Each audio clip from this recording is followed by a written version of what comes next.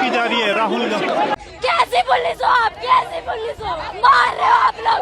हम भी 18 के होंगे, हमारा भी वोट का टाइम आएगा, देखते हैं किसे वोट देंगे। एक भी किसी सरकार को वोट नहीं देने के, सारे के सारे चोर हैं, सारे चोर हैं।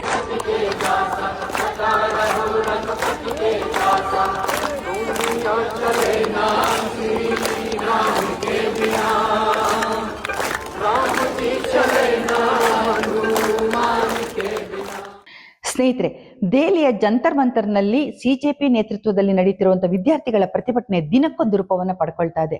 ಒಂದು ಕಡೆ ಮೋದಿ ಸರ್ಕಾರ ಮತ್ತು ಸಿಜೆಪಿ ಪಾರ್ಟಿಯ ನಡುವಿನ ಜಿದ್ದಾಜಿದ್ದಿ ಮುಂದುವರೆದಿದೆ. ಮತ್ತೊಂದು ಕಡೆ ಇಡೀ ಭಾರತವೇ ಒಂದು ಹೊಸ ಪ್ರಪಂಚವನ್ನ, ಅಂದ್ರೆ ಹೊಸ ಭಾರತವನ್ನ ಈ ಜಂತರ್ ಮಂತರ್ನಲ್ಲಿ ನೋಡ್ತಾ ಇದೆ. ಮುಂದಿನ ಭಾರತದ ಭವಿಷ್ಯದ ಬಗ್ಗೆ ಇಲ್ಲಿನ ಯುವ ಜನತೆ ಭರವಸೆಯ ಬೆಳಕನ್ನ ಮೂಡಿಸಿದ್ದಾರೆ ಅಂತಾನೆ ಹೇಳ್ಬೋದು. ಕಳೆದ 4-5 ದಿನಗಳಲ್ಲಿ ಆಗಿರುವಂತಹ ಬೆಳವಣಿಗೆಗಳ ಬಗ್ಗೆ ಮತ್ತೆ ಕರ್ನಾಟಕದಲ್ಲಿ ನಡೀತಿರುವಂತಹ ಪ್ರತಿಭಟನೆ ಬಗ್ಗೆ ಇವತ್ತಿನ ವಿಡಿಯೋದಲ್ಲಿ ನಾನು ನಿಮಗೆ ಮಾಹಿತಿಯನ್ನ ಕೊಡ್ತೀನಿ. ನಿಮ್ಗೆ ನನ್ನ ವಿಡಿಯೋಗಳು ಇಷ್ಟ ಆದ್ರೆ ಸಬ್ಸ್ಕ್ರೈಬ್ ಮಾಡಿ, ಶೇರ್ ಮಾಡಿ, ಹಾಗೆ ನೋಟಿಫಿಕೇಶನ್ ಬಟನ್ ಒತ್ತೋದು ಮಾತ್ರ ಮರಿಬೇಡಿ. ನೀವು ನೋಡ್ತಾ ಇದ್ದೀರಾ ವಾಯ್ಸ್ ಆಫ್ ಪದ್ಮ.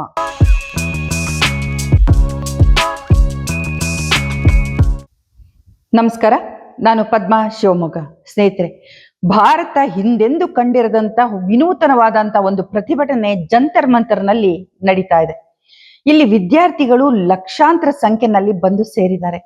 ನೀಟ್ ಪ್ರಶ್ನೆ ಪತ್ರಿಕೆ ಸೋರಿಕೆ ಹಿನ್ನೆಲೆಯಲ್ಲಿ ಆಕ್ರೋಶಗೊಂಡಂತ ಜನ ನಂತರ ನಡೆದಂತ ಬೆಳವಣಿಗೆಗಳಲ್ಲಿ ಸಾಗರೋಪಾದಿಯಲ್ಲಿ ಬಂದು ಇಲ್ಲಿ ಸೇರತೊಡಗಿದ್ದಾರೆ. ಭಾರತದ ವಿವಿಧ ಮೂಲೆಗಳಿಂದ ಹುಡುಗರು, ಮಕ್ಕಳು ಮತ್ತೆ ವಯಸ್ಸಾದವರು ಎಲ್ಲರೂ ಕೂಡ, ಅಂದ್ರೆ ಪೋಷಕರು, ವಿದ್ಯಾರ್ಥಿಗಳು ಯಾರೆಲ್ಲ ಇರಬಹುದು ನಮ್ಮ ಭಾರತದಲ್ಲಿ, ವಿಭಿನ್ನವಾದ ಒಂದು ಸಂಸ್ಕೃತಿ, ಧರ್ಮ, ಜಾತಿ ಎಲ್ಲರನ್ನು ಕೂಡ ಈ ಜಂತರ್ ಮಂತರ್ ಎನ್ನುವಂತ ಒಂದು ಪುಟ್ಟ ಪ್ರಪಂಚದಲ್ಲಿ, ಪುಟ್ಟ ಭಾರತದಲ್ಲಿ ಇವತ್ತು ನಾವು ನೋಡ್ತಾ ಇದ್ದೇವೆ. ಸರ್ಕಾರ ತೆಗೆದುಕೊಂಡಂತ ಒಂದು ತಪ್ಪು ನಿರ್ಧಾರ, ಅವರಿಗೆ ಸಮಾಧಾನ ಮಾಡುವ ಅಥವಾ ಭರವಸೆಯನ್ನು ನೀಡುವ ಯಾವುದೇ ಪ್ರಯತ್ನ ಮಾಡದೇ ಇರುವಂತ ನರೇಂದ್ರ ಮೋದಿ ಅವರು ಮಾಡಿದಂತ ನಿರ್ಲಕ್ಷ್ಯ ಮತ್ತು ಪೊಲೀಸರ ಮೇಲಿಂದ ದಾಳಿ ಮಾಡಿಸುವಂತ ಒಂದು ಕ್ರಮ ಏನ್ ಕೈಗೊಂಡ್ರಲ್ಲ, ಅದೇ ಇವತ್ತು ಈ ಪ್ರತಿಭಟನೆ ದೇಶದಾದ್ಯಂತ ವ್ಯಾಪಿಸೋದಿಕ್ಕೆ, ಬೃಹದಾಕಾರವಾಗಿ ಬೆಳೆಯೋದಿಕ್ಕೆ ಸಾಧ್ಯ ಆಗಿತ್ತು. ಒಂದು ಕಡೆ ಸಿಜೆಪಿ ಪಾರ್ಟಿಯ ಕಾರ್ಯಕರ್ತರನ್ನ ಕರೆದು, ಅವರ ಸಂಸ್ಥಾಪಕರನ್ನೆಲ್ಲ ಕರೆದು ನಾವು ಇದನ್ನ ಬಗೆಹರಿಸ್ತೀವಿ, ನಮ್ಗೆ ಸಮಯ ಕೊಡಿ ಅಂತ ಕೇಳ್ತಿದ್ರೆ, ಇನ್ನೊಂದು ಕಡೆ ಇಲ್ಲಿ ಲಾಠಿ ಚಾರ್ಜ್ ಮಾಡ್ತಾರೆ. ಇದು ಆ ಮಕ್ಕಳನ್ನ ಹೆದರಿಸೋ ಒಂದು ತಂತ್ರ ಆಗಿತ್ತು. ಕೇಂದ್ರ ಸರ್ಕಾರ ಇವರಿಗೆ ಒಂದು 4 ಏಟು ಬಿದ್ದರೆ ಮನೆಗೆ ಹೋಗಿ ಸೇರ್ಕೊಳ್ತಾರೆ, ಮನೆಯವರು ಕೂಡ ಇವ್ರನ್ನ ಹೊರಗೆ ಹೋಗಿ ಬಿಡಲ್ಲ, ಇನ್ನೆಂದು ಇವರು ಜಂತರ್ ಮಂತರ್ ಕಡೆ ತಲೆ ಹಾಕೋಲ್ಲ, ಪ್ರತಿಭಟನೆ ಮಾಡೋಲ್ಲ ಅಂತ ಭಾವಿಸಿತ್ತು. ಆದ್ರೆ ಎಲ್ಲವೂ ಉಲ್ಟಾ ಆಯ್ತು. ಮಾರನೇ ದಿನ ಬೆಳಿಗ್ಗೆ ಹಿಂದೆ ಇದ್ದಿದ್ದಕ್ಕಿಂತ 10 ಪಟ್ಟು ಹೆಚ್ಚು ಜನ ಅಲ್ಲಿ ಸೇರಿದ್ರು. ವಿದ್ಯಾರ್ಥಿಗಳ ಮೇಲೆ ಪೊಲೀಸರ ದೌರ್ಜನ್ಯವನ್ನ ನೋಡಿದಂತ ಇಡೀ ದೇಶದ ಜನತೆಗೆ ಆಕ್ರೋಶ ಬರುತ್ತೆ. ಅವರು ವಿದ್ಯಾರ್ಥಿಗಳಿಗೆ ಬೆಂಬಲವಾಗಿ ನಿಂತ್ಕೊಳ್ತಾರೆ. ಬರೀ ಭಾರತ ಮಾತ್ರ ಅಲ್ಲ, ವಿದೇಶಗಳಿಂದ ಕೂಡ ಭಾರತೀಯರು, ಅಂದ್ರೆ NRIಗಳು ಈ ವಿದ್ಯಾರ್ಥಿಗಳಿಗೆ ತಮ್ಮ ಬೆಂಬಲವನ್ನ ಸೂಚಿಸ್ತಾರೆ. ಸೌರವ್ ದತ್ತ ಅವರ ಹೇಳಿಕೆ ಪ್ರಕಾರ ಈ ಜಂತರ್ ಮಂತರ್ನಲ್ಲಿ ಸುಮಾರು 2000ದಿಂದ 3000ದಷ್ಟು ಬಿಜೆಪಿ ಕಾರ್ಯಕರ್ತರು, ಗೂಂಡಾಗಳು ಸೇರ್ಕೊಂಡು ಗಲಾಟೆ ಮಾಡ್ತಿದ್ದಾರೆ, ಗಲಾಟೆ ಎಬ್ಬಿಸಿದ್ದಾರೆ ಅಂತ ಹೇಳ್ತಿದ್ದಾರೆ. ಹೌದು, ಕೆಲವು ಕಡೆ ಈ ರೀತಿ ಅಟ್ಯಾಕ್ ಆಗ್ತಿರುವಂತ, ಪೊಲೀಸರನ್ನ ಹಲ್ಲೆ ಮಾಡ್ತಿರುವಂತ ದೃಶ್ಯಗಳು ಕೂಡ ಕಂಡು ಬಂದಿದೆ. ಇದುವರೆಗೆ ಬಿಜೆಪಿ ಪಕ್ಷ ಹಿಂದೂ ಖತ್ರೆ ಮೇ ಹೇ ಅಂತ ಹೆದರಿಸ್ತಾ ಇದ್ರಲ್ಲ, ಅಂದ್ರೆ ಹಿಂದೂಗಳಿಗೆ ಭಯ ಹುಟ್ಟಾಕ್ತಿದ್ರಲ್ಲ, ಅದಕ್ಕೆ ತದ್ವಿರುದ್ಧವಾದಂತ ಒಂದು ಚಿತ್ರಣವನ್ನ ನಾವು ಇಲ್ಲಿ ಜಂತರ್ ಮಂತರ್ನಲ್ಲಿ ನೋಡ್ತೀವಿ. ಅಂದ್ರೆ ಇದು ನಿಜವಾದ ಭಾರತ ಅನ್ನೋದನ್ನ ನಾವು ಅರ್ಥ ಮಾಡ್ಕೋಬೇಕಾಗಿದೆ. ಅಂದ್ರೆ ಇಲ್ಲಿ ಜಾತಿ, ಧರ್ಮ ಎಲ್ಲವನ್ನ ಮರೆತು ಎಲ್ಲರೂ ಒಂದಾಗಿ ಒಬ್ರಿಗೊಬ್ರು ಸಹಕಾರ ನೀಡ್ತಾ ಇದ್ದಾರೆ, ಮತ್ತೆ ಅಂತಃಕರಣವನ್ನ ಮೆರಿತಾ ಇದ್ದಾರೆ ಅಂತ ಹೇಳ್ಬೋದು. ಮಾನವೀಯತೆ ಇಲ್ಲಿ ದೊಡ್ಡದಾಗಿ ಮೆರಿತಾ ಇರೋದನ್ನ ನೋಡಿದಾಗ ನಿಜವಾಗ್ಲೂ ಕಣ್ಣಲ್ಲಿ ನೀರು ಬರುತ್ತೆ. ಅಂದ್ರೆ ಇಡೀ ದೇಶದ ಜನ ಕೂಡ ಅವರಿಗೆ ಹೇಗೆ ಸ್ಪಂದಿಸ್ತಿದ್ದಾರೆ ಅಂತ, ಅಂದ್ರೆ ಅವರಿಗೆ ಒಂದೇ ಕಾರಣ, ನಮ್ಮ ಮಕ್ಕಳ ಭವಿಷ್ಯ ಹಾಳಾಗಬಾರ್ದು. ಅಂದ್ರೆ ಸರ್ಕಾರ ನಡೆಸ್ತಿರುವಂತ ಆಡಳಿತ ನಡೆಸ್ತಿರುವ ರೀತಿ ಇದೆಯಲ್ಲ, ಅದು ಸರಿ ಇಲ್ಲ ಅನ್ನೋದು ಇವತ್ತು ಎಲ್ಲರಿಗೂ ಕೂಡ ಸ್ಪಷ್ಟವಾಗಿ ಅರ್ಥ ಆಗ್ತಿದೆ ಅನ್ನೋದು ಇಲ್ಲಿ ಗೊತ್ತಾಗ್ತಾ ಇದೆ. ಒಂದು ಪೊಲೀಸರು ಅಷ್ಟೆಲ್ಲ ತಮ್ಮ ಲಾಠಿ ಚಾರ್ಜ್ ಮಾಡಿದ್ರು ಕೂಡ ಈ ವಿದ್ಯಾರ್ಥಿಗಳು ತಮ್ಗೆ ಅರಿವಿಲ್ಲದೇನೆ ಹೇಗೆ ಗಾಂಧಿ ತತ್ವವನ್ನ ಅನುಸರಿಸಿದ್ರು ಅಂತ ನಿಜವಾಗ್ಲೂ ಆಶ್ಚರ್ಯ ಆಗುತ್ತೆ. ಅವರು ಪೊಲೀಸರಿಗೆ ಹೂ ತಗೊಂಡೋಗಿ ಕೊಡ್ತಾರೆ, ನೀರ್ ತಗೊಂಡೋಗಿ ಕೊಡ್ತಾರೆ, ಊಟ ತಗೊಂಡೋಗಿ ಕೊಡ್ತಾರೆ. ಶೆಕೆ ಬಿಸಿಲು ತಡೆಯಕ್ಕಾಗ್ತಿಲ್ಲ ಅಂದಾಗ ಗಾಳಿ ಕೂಡ ಬೀಸ್ತಾರೆ ಇವರಾಗಿ ಹೋಗಿ. ಮತ್ತೆ ಅವರನ್ನ ಬಹಳ ಪ್ರೀತಿಯಿಂದ ಮಾತಾಡಿಸ್ತಾರೆ. ಅವರು ಯಾವುದೇ ಒಂದು ಧರ್ಮದಿಂದಾಗ್ಲಿ ಅಥವಾ ಯಾವುದೇ ಒಂದು ರಾಜಕೀಯ ಪಕ್ಷದಿಂದಾಗ್ಲಿ ಅಥವಾ ರಾಜಕಾರಣಿಗಳಿಂದಾಗ್ಲಿ ಪ್ರಭಾವಿತರಾಗಿಲ್ಲ.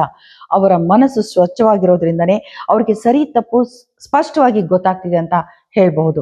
ಇನ್ನು ಇದೆಲ್ಲದರ ನಡುವೆ ವಿರೋಧ ಪಕ್ಷದ ನಾಯಕ ರಾಹುಲ್ ಗಾಂಧಿ ಅವರು ಕೂಡ ಸಂಸತ್ನಲ್ಲಿ ದೊಡ್ಡದಾಗಿ ಪ್ರತಿಭಟನೆಯನ್ನ ಕಾಂಗ್ರೆಸ್ ನಾಯಕರೆಲ್ಲರ ಜೊತೆ ಮಾಡ್ತಾರೆ.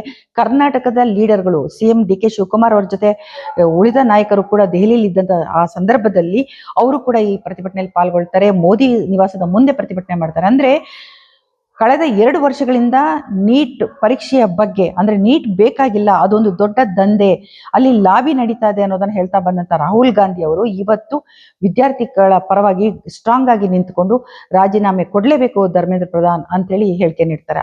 ದಿನದಿಂದ ದಿನಕ್ಕೆ ನಿಮಿಷಕ್ಕೂ ಕೂಡ ವಿದೇಶಗಳಿಂದ ಕೂಡ ಬಂದು ಪ್ರತಿಭಟನೆಯಲ್ಲಿ ಎಲ್ಲರೂ ಸ್ವಯಂ ಪ್ರೇರಿತರಾಗಿ ನಿಲ್ತಾರೆ. ಆದ್ರೆ ಇದ್ರ ಮಧ್ಯೆ ಬಿಜೆಪಿ ನಾಯಕರುಗಳು ಎಂತ ಸಿಲ್ಲಿಯಾದಂತ ಹೇಳಿಕೆಗಳನ್ನ ನೀಡ್ತಿದ್ದಾರೆ ಅಂತಂದ್ರೆ, ಕರ್ನಾಟಕದಲ್ಲಿ ಕೂಡ ಭಾರತೀಯ ಜನತಾ ಪಕ್ಷದ ಲೀಡರ್ ಆಗಿರುವಂತ ಸಿ.ಟಿ. ರವಿ ಅವರು, ಅಂದ್ರೆ ಇಲ್ಲಿ ನೀಟ್ ಪರೀಕ್ಷೆಗೂ ಈ ಅಕ್ಷರವೇ ಗೊತ್ತಿಲ್ಲದ ಮುಲ್ಲಾಗಳಿಗೂ ಏನ್ ಸಂಬಂಧ ಅಂತ ಕೇಳ್ತಾರೆ. ಅಂದ್ರೆ ಇವರಿಗೆ ಎಲ್ಲಿ ಹೋಗಿ ಬಂದ್ರು, ಕೂತ್ರು ನಿಂತ್ರು, ಮುಸ್ಲಿಮರ ಬಿಟ್ರೆ ಬೇರೆ ಯಾರೂ ಕಾಣಿಸಲ್ಲ, ಅವ್ರನ್ನ ಎಳ್ಕೊಂಡ್ ಬರೋದೇ ಆಗಿದೆ. ಇಲ್ಲಿ ನೀಟ್ ಪರೀಕ್ಷೆಗಾಗಿ ಹೋರಾಡ್ತಿರೋದು ಮಾತ್ರ ಅಲ್ಲ ವಿದ್ಯಾರ್ಥಿಗಳು, ಇಡೀ ದೇಶದಲ್ಲಿ ಆಡಳಿತ ವ್ಯವಸ್ಥೆ ಎಷ್ಟು ಹಾಳಾಗಿದೆ ಮತ್ತೆ ಮೋದಿ ಸರ್ಕಾರದ ಭ್ರಷ್ಟಾಚಾರ ಹೇಗೆ ನಡೆದಿದೆ ಅನ್ನೋದನ್ನ ಅವರು ಎತ್ತಿ ತೋರಿಸ್ತಾ ಇದ್ದಾರೆ. ಅದಕ್ಕಾಗಿ ಎಲ್ಲರೂ ಪ್ರತಿಭಟಿಸಿದ್ದಾರೆ. ಈ ಪ್ರತಿಭಟನೆಯಲ್ಲಿ ಮುಖ್ಯವಾಗಿ ಗೋಧಿ ಮೀಡಿಯಾದವರಿಗೆ ಸರಿಯಾದ ತಿರುಗೇಟನ್ನ ಕೊಟ್ಟಿದ್ದಾರೆ ವಿದ್ಯಾರ್ಥಿಗಳು. ಕೇಂದ್ರ ಸರ್ಕಾರದಿಂದ ಸಿಜೆಪಿ ಲೀಡರ್ಗಳಿಗೆ ಬರಲು ಹೇಳಲಾಗಿತ್ತು. ಈ ಸಂದರ್ಭದಲ್ಲಿ ಅವರಿಗೆ 2 ಬೇಡಿಕೆಗಳನ್ನ ಈಡೇರಿಸುವಂತ ಒಂದು ಸೂಚನೆ ಸಿಕ್ಕಿದೆ. ಅಂದ್ರೆ ಒಂದು, ಈ ನೀಟ್ ಪ್ರಶ್ನೆ ಪತ್ರಿಕೆ ಸೋರಿಕೆ ಹಿನ್ನೆಲೆಯಲ್ಲಿ ಮೃತಪಟ್ಟಂತ ವಿದ್ಯಾರ್ಥಿಗಳ ಕುಟುಂಬಕ್ಕೆ 1 ಕೋಟಿ ರೂಪಾಯಿ ಪರಿಹಾರವನ್ನ ನೀಡಬೇಕು ಅನ್ನೋದು. ಮತ್ತೊಂದು, ವಿದ್ಯಾರ್ಥಿಗಳ ಮೇಲೆ ಏನು ಸರ್ಕಾರ ದೂರು ದಾಖಲಿಸಿಕೊಂಡಿದೆ, FIR ಹಾಕಿದೆ ಮತ್ತು ಅವರನ್ನ ಬಂಧನದಲ್ಲಿಟ್ಟಿದೆ, ಇವೆಲ್ಲವೂ ಕೂಡ ಖುಲಾಸೆ ಆಗ್ಬೇಕು. ಇದನ್ನ ಏನು ತನ್ನ ಬೇಡಿಕೆಗಳಲ್ಲಿ ಸೇರಿಸ್ಕೊಂಡಿತ್ತು ಸಿಜೆಪಿ ಪಾರ್ಟಿ. ಇದಕ್ಕೆ ಕೇಂದ್ರ ಸರ್ಕಾರ ಒಪ್ಕೊಂಡಿರೋ ಹಾಗೆ ಕಾಣಿಸ್ತದೆ. ಆದ್ರೆ ಈಗ ಧರ್ಮೇಂದ್ರ ಪ್ರಧಾನ್ ಅವರ ರಾಜೀನಾಮೆ ಕೊಡೋ ಸೂಚನೆ ಅಂತೂ ಕಂಡು ಬರ್ತಾ ಇಲ್ಲ. ಅಂದ್ರೆ ಅವರು ಕೊಡೋ ಸಾಧ್ಯತೆ ಬಹಳ ಕ್ಷೀಣ ಇದೆ. ಈಗ ಅದಕ್ಕೆ ನಾಳೆವರೆಗೂ ಒಂದು ಸಮಯವನ್ನ ಕೊಡಿ ಅಂತ 1 ದಿನದ ಸಮಯವನ್ನ ಕೇಳಿದೆ. ಅಂದ್ರೆ ಶನಿವಾರ ತನ್ನ ನಿರ್ಧಾರವನ್ನ ಸರ್ಕಾರ ಪ್ರಕಟಿಸಬೇಕು. ಆದ್ರೆ ಇದು ಪ್ರಕಟಿಸುತ್ತಾ ಇಲ್ವಾ ಅನುಮಾನ ಕೂಡ ಇದೆ. ಆದ್ರೆ ಸಿಜೆಪಿ ಪಾರ್ಟಿ ಪಟ್ಟಾಗಿ ಹಿಡಿದು ಕೂತಿದೆ. ರಾಜೀನಾಮೆ ತಗೊಳ್ಳೋವರೆಗೂ ಪ್ರತಿಭಟನೆಯಿಂದ ಹಿಂದಕ್ಕೆ ಸರಿಯೋ ಮಾತೇ ಇಲ್ಲ ಅಂತ ಹೇಳ್ತಿದೆ. ಇಲ್ಲಿ ವಿದ್ಯಾರ್ಥಿಗಳಿಗೆ ಜಂತರ್ ಮಂತರ್ನಲ್ಲಿ ಇಂಟರ್ನೆಟ್ ತೆಗೆದು ಹಾಕಿದ್ದಾರೆ. ಆದ್ರೆ ಅದಕ್ಕಾಗಿ ವಿದ್ಯಾರ್ಥಿಗಳು ಹೆದರಲಿಲ್ಲ. ಅವರೇ ತಮ್ಮ ಹಲವು ಆಪ್ಗಳ ಮೂಲಕ, ತಂತ್ರಜ್ಞಾನದಲ್ಲಿ ಬಹಳ ಮುಂದಿರುವಂತ ಹುಡುಗರು ತಾವೇ ಆಪ್ಗಳ ಮೂಲಕ ಮೆಸೇಜ್ಗಳನ್ನ ಹೊರಗೆ ಪಾಸ್ ಮಾಡ್ತಾ ಇದ್ದಾರೆ. ಮತ್ತೆ ಪ್ರತಿಭಟನೆಯನ್ನ ನಾನಾ ವೈವಿಧ್ಯಮಯ ರೀತಿನಲ್ಲಿ ಅಂತ ಹೇಳ್ಬೋದು.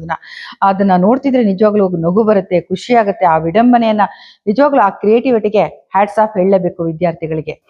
ಕರ್ನಾಟಕದಲ್ಲಿ ಕೂಡ ಪ್ರತಿಭಟನೆ ತೀವ್ರ ಸ್ವರೂಪವನ್ನ ಪಡ್ಕೊಳ್ತಾ ಇದೆ. ಬೆಂಗಳೂರಿನ ಫ್ರೀಡಂ ಪಾರ್ಕ್ ನಲ್ಲಿ ನಿರಂತರವಾಗಿ ಪ್ರತಿದಿನ ಅಲ್ಲಿ ಪ್ರತಿಭಟನೆ ಹಾಗೆ ಮುಂದುವರೆದಿದೆ ಹಗಲು ರಾತ್ರಿ. ಅದ್ರ ಜೊತೆನಲ್ಲಿ ಮಂಗಳೂರು ಮತ್ತಿತರ ಊರುಗಳಲ್ಲಿ ಕೂಡ ಒಂದು ದೊಡ್ಡ ಮಟ್ಟದಲ್ಲಿ ಪ್ರತಿಭಟನೆ ನಡೀತಾ ಇದೆ. ಈಗ ನಿನ್ನೆ ನಡೆದಂತ ಪ್ರತಿಭಟನೆಯಲ್ಲಿ ಕರ್ನಾಟಕದ ಹೈಕೋರ್ಟ್ ಲಾಯರ್ಗಳು ಕೂಡ, ವಕೀಲರು ಕೂಡ ಪ್ರತಿಭಟನೆಯನ್ನ ವ್ಯಕ್ತಪಡಿಸಿದ್ರು. ಫ್ರೀಡಂ ಪಾರ್ಕ್ ನಲ್ಲಿ ಕೂಡ ಪ್ರತಿಭಟನೆಯಲ್ಲಿ ತೊಡಗಿಸ್ಕೊಂಡ್ರು. ಅದು ಹಿಂದುಳಿದ ವರ್ಗಗಳ ಆಯೋಗದ ಮಾಜಿ ಅಧ್ಯಕ್ಷರು ಆಗಿರುವಂತಹ ಡಾಕ್ಟರ್ CS ದ್ವಾರಕಾನಾಥ್ ಮತ್ತು ಹಿರಿಯ ವಕೀಲರು ಆಗಿರುವಂತಹ ಬಾಲನ್ ಅವರ ನೇತೃತ್ವದಲ್ಲಿ ಈ ಪ್ರತಿಭಟನೆಯನ್ನ ಹಮ್ಮಿಕೊಳ್ಳಲಾಗಿತ್ತು. ಇವತ್ತು ರಾಜಭವನ ಚಲೋ ಹಮ್ಮಿಕೊಳ್ಳಲಾಗಿದೆ. ಅದು ಇಡೀ ದೇಶದಾದ್ಯಂತ ಎಲ್ಲ ರಾಜ್ಯಗಳಲ್ಲಿ ಪ್ರತಿಭಟನೆ ತೀವ್ರ ಸ್ವರೂಪವನ್ನು ಪಡ್ಕೊಳ್ಳುತ್ತೆ. ಇವತ್ತು 3:30ಕ್ಕೆ ಮಧ್ಯಾಹ್ನ ರಾಜಭವನ ಚಲೋದಲ್ಲಿ ಎಲ್ಲ ಪ್ರತಿಭಟನಾಕಾರರು ಸೇರಲಿದ್ದಾರೆ. ಕರ್ನಾಟಕದ ಮೂಲೆ ಮೂಲೆಗಳಿಂದ ವಿದ್ಯಾರ್ಥಿಗಳು, ಜನರು ಬಂದು ಪಾಲ್ಗೊಳ್ಳಲಿದ್ದಾರೆ. ಈಗ ಇನ್ನೊಂದು ಕಡೆ ದೆಹಲಿ ವಿಶ್ವವಿದ್ಯಾಲಯ ಕೂಡ ವಿದ್ಯಾರ್ಥಿಗಳು ಪ್ರತಿಭಟನೆಯಲ್ಲಿ ತೊಡಗಬಾರದು ಅಂತ ತನ್ನ ವಿದ್ಯಾರ್ಥಿಗಳಿಗೆ ತಾಕೀತು ಮಾಡಿದೆ. ಇದಕ್ಕೆ ರಾಹುಲ್ ಗಾಂಧಿ ಅವರು ಕೂಡ ತಿರುಗೇಟು ಕೊಟ್ಟಿದ್ದಾರೆ. ಅಂದ್ರೆ ಆಕ್ರೋಶವನ್ನು ವ್ಯಕ್ತಪಡಿಸಿದ್ದಾರೆ. ಈ ರೀತಿ ನೀವು ವಿದ್ಯಾರ್ಥಿಗಳನ್ನ ತಡೆಯೋ ಹಾಗಿಲ್ಲ. ಪ್ರತಿಭಟನೆ ಮಾಡೋದು ಪ್ರತಿಯೊಬ್ಬ ಮನುಷ್ಯನ ಹಕ್ಕು, ಪ್ರಜೆಯ ಹಕ್ಕು. ಅದನ್ನ ತಡೆಯೋಕೆ ಇವ್ರು ಯಾರು? ಅಂದ್ರೆ ಅಷ್ಟು ಸ್ವಾತಂತ್ರ್ಯ ಇಲ್ಲದೆ ಇದ್ಮೇಲೆ ಈ ದೇಶದಲ್ಲಿ ಪ್ರಜಾಪ್ರಭುತ್ವ ಆಡಳಿತ ಇದೆ ಅಂತ ಹೇಗೆ ಹೇಳೋದು? ಅದು ಒಂದು ಸರ್ವಾಧಿಕಾರಿ ಧೋರಣೆಯ ಸರ್ಕಾರ ಇದೆ ಅಂತಾನೆ ಆಗುತ್ತೆ. ಪ್ರತಿಭಟನೆಯಲ್ಲಿ ನಿರತರಾಗಿರುವಂತ ಎಲ್ಲ ವಿದ್ಯಾರ್ಥಿಗಳ ಫೋಟೋ ಮತ್ತು ಅವ್ರ ಹಿನ್ನೆಲೆಯನ್ನ ಪೊಲೀಸರು ಸಂಗ್ರಹಿಸ್ತಾ ಇದ್ದಾರೆ. ಒಂದು ಕ್ಯಾಮ್ರಾ ಇರುವಂತ ಕನ್ನಡಕವನ್ನು ಹಾಕೊಳ್ತಿದ್ದಾರೆ. ಮತ್ತೆ ಜೊತೆಯಲ್ಲಿ ನೇರವಾಗಿ ಕ್ಯಾಮ್ರಾ ಹಿಡ್ಕೊಂಡು ಎಲ್ಲರನ್ನ ಶೂಟ್ ಮಾಡ್ಕೊಂಡು ಸಂಗ್ರಹಿಸ್ತಾ ಇದ್ದಾರೆ. ಅಷ್ಟೇ ಅಲ್ಲ, ಈಗ ಪೊಲೀಸ್ ವ್ಯಾನ್ ಒಂದರಲ್ಲಿ ಇವರು ಕಂಪ್ಯೂಟರ್ ನಲ್ಲಿ ವಿದ್ಯಾರ್ಥಿಗಳ ಹಿನ್ನೆಲೆನ ಮತ್ತೆ ಫೋಟೋಗಳನ್ನ ಸಂಗ್ರಹಿಸಿ ಡೇಟಾವನ್ನ ರೆಡಿ ಮಾಡ್ತಾ ಇರೋದು ಈಗ ಒಂದು ಕ್ಯಾಮರಾಗೆ ಸೆರೆ ಸಿಕ್ಕಿದೆ. ಇದರ ಬೆನ್ನಲ್ಲೇನೆ ಇನ್ನೊಂದು ಕಡೆ ಸಿಜೆಪಿ ನಾಯಕರಲ್ಲಿ ಒಬ್ಬರಾಗಿರುವಂತಹ ಸೌರವ್ ದತ್ತ ಅವರು ಒಂದು ಹೇಳಿಕೆನ ನೀಡಿದ್ದಾರೆ. ಯಾರ್ಯಾರು ಪೊಲೀಸರು ನಿಮ್ಮ ಮೇಲೆ ಹಲ್ಲೆ ಮಾಡಿದ್ದಾರೆ ಆ ಮಾಹಿತಿ ರೆಕಾರ್ಡ್ ನಿಮ್ಮ ಹತ್ರ ಇದ್ರೆ, ವಿಡಿಯೋ ರೆಕಾರ್ಡ್ ಇದ್ರೆ, ನಾವೊಂದು ಆಪ್ ನ ಈಗ ಡೆವಲಪ್ ಮಾಡ್ತಿದ್ವಿ, ವೆಬ್ಸೈಟ್ ನ ಓಪನ್ ಮಾಡ್ತಿದ್ವಿ, ಆ ವೆಬ್ಸೈಟ್ ಅಲ್ಲಿ ನೀವು ಹಂಚಿಕೊಳ್ಳಿ ಆ ವಿಡಿಯೋಗಳನ್ನ. ಯಾರು ನಿಮ್ಮ ಮೇಲೆ ಹಲ್ಲೆ ಮಾಡಿದ್ರೋ ಆ ಪೊಲೀಸರ ವಿರುದ್ಧ ನಾವು FIR ದಾಖಲು ಮಾಡೋಣ. ಪೊಲೀಸರು ಕೇಸ್ನ ತಗೊಳ್ಳಿಲ್ಲ ಅಂದ್ರೆ, FIR ದಾಖಲು ಮಾಡ್ಲಿಲ್ಲ ಅಂದ್ರೆ ಕೋರ್ಟ್ ಅಲ್ಲಿ ಕೇಸ್ ಹಾಕೋಣ. ಇಡೀ ಭಾರತ ದೇಶದ ಲಾಯರ್ಗಳು ನಮ್ಮ ಬೆಂಬಲಕ್ಕಿದ್ದಾರೆ ಅಂತೇಳಿ ಮಾಹಿತಿಯನ್ನ ನೀಡಿದ್ದಾರೆ. ಧರ್ಮೇಂದ್ರ ಪ್ರಧಾನ್ ಅವರು ರಾಜೀನಾಮೆ ಕೊಡೋವರೆಗೂ ವಿದ್ಯಾರ್ಥಿಗಳು ತಮ್ಮ ಪ್ರತಿಭಟನೆಯನ್ನ ನಿಲ್ಲಿಸೋಲ್ಲ. ಮತ್ತೊಂದು ಕಡೆ ರಾಷ್ಟ್ರೀಯ ಟಿವಿ ಚಾನೆಲ್ ಒಂದಕ್ಕೆ ಸಿಕ್ಕಂತ ಬಲ್ಲ ಮೂಲಗಳ ಮಾಹಿತಿ ಪ್ರಕಾರ NDA ಸರ್ಕಾರ ಯಾವುದೇ ಕಾರಣಕ್ಕೂ ಧರ್ಮೇಂದ್ರ ಪ್ರಧಾನ್ ಅವರ ರಾಜೀನಾಮೆಯನ್ನ ಪಡೆಯೋಲ್ಲ ಅಂತ ಗೊತ್ತಾಗಿದೆ. ಹೀಗಾಗಿ ಈ ಪ್ರತಿಭಟನೆ ಇನ್ನು ಯಾವ ರೂಪನ ಪಡ್ಕೊಳ್ಳುತ್ತೆ ಅಂತ ಹೇಳೋದಿಕ್ಕಾಗಲ್ಲ. ಒಟ್ಟಾರೆಯಾಗಿ ಇಡೀ ದೇಶದ ಜನತೆ ಈಗ ಮೈ ಕೊಡವಿ ಎದ್ದು ನಿಂತಿದೆ ಅಂತ ಹೇಳ್ಬೋದು. ಅವರಿಗೆ ಒಂದು ಧೈರ್ಯವನ್ನ ಮೂಡಿಸಿದಂಥವ್ರು, ಮತ್ತೆ ಅವರಿಗೆ ತಾಳ್ಮೆ ಮತ್ತೆ ಪ್ರತಿಭಟನೆಯನ್ನ ಮಾಡಲೇಬೇಕಾದಂತ ಒಂದು ಅನಿವಾರ್ಯ ಪರಿಸ್ಥಿತಿ ಬಂದಿದೆ ಅನ್ನೋದನ್ನ ಕಣ್ಣನ್ನ ತೆರೆಸಿದಂಥವ್ರು ಈ ಮಕ್ಕಳು, ಈ ವಿದ್ಯಾರ್ಥಿಗಳು ಅಂತಾನೆ ಹೇಳ್ಬೋದು. ಇದಕ್ಕೆ ಇಡೀ ದೇಶ ಇವತ್ತು ಬೆನ್ನಿಗೆ ನಿಂತಿದೆ. ಅದರ ಮುಂದಿನ ದಿನಗಳಲ್ಲಿ ಯಾವ ರೀತಿ ಏನಾಗುತ್ತೆ ಅನ್ನೋದನ್ನ ನಾವು ಕಾದ್ ನೋಡೋಣ ಸ್ನೇಹಿತರೆ. ನಿಮ್ಗೆ ನನ್ನ ವಿಡಿಯೋಗಳು ಇಷ್ಟ ಆದ್ರೆ ಸಬ್ಸ್ಕ್ರೈಬ್ ಮಾಡಿ, ಶೇರ್ ಮಾಡಿ, ಹಾಗೆ ನೋಟಿಫಿಕೇಶನ್ ಬಟನ್ ಒತ್ತೋದು ಮಾತ್ರ ಮರಿಬೇಡಿ. ನೀವು ನೋಡ್ತಾ ಇದ್ದೀರಾ ವಾಯ್ಸ್ ಆಫ್ ಪದ್ಮ. ನಿಮ್ಗೆಲ್ರಿಗೂ ಒಳ್ಳೇದಾಗ್ಲಿ. ನಮಸ್ಕಾರ.